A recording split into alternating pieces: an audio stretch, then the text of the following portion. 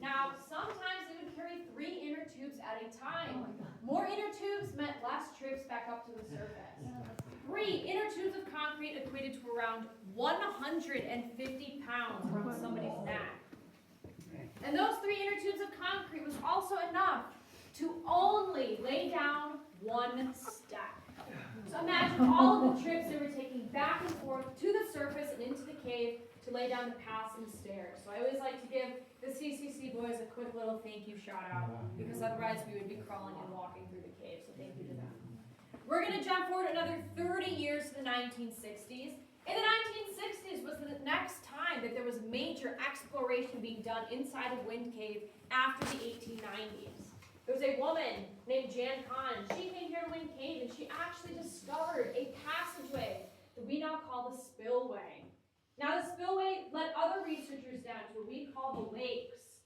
So around 530 feet below the surface, inside of our cave, we have a series of Madison Aquifer lakes, and that is where our water tables sit.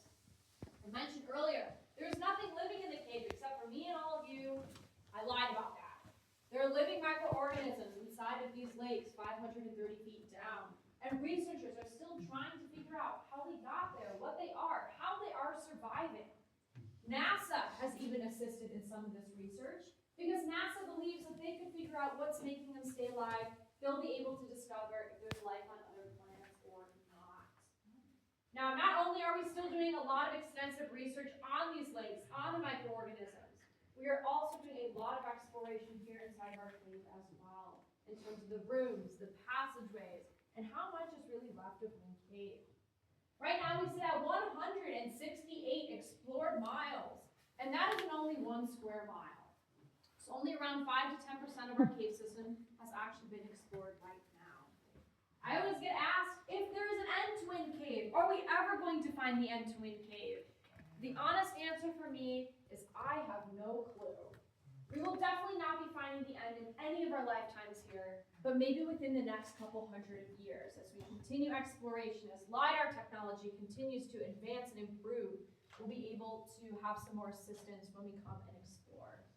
Right now, Wind Cave sits at the 3rd longest cave in the United States. Mammoth Cave in Kentucky is number 1. Jewel Cave, right next to us in South Dakota, is number 2, and we sit at number 3. In terms of global ranking, we are currently the 6th longest cave in the world. As I mentioned, as we continue to do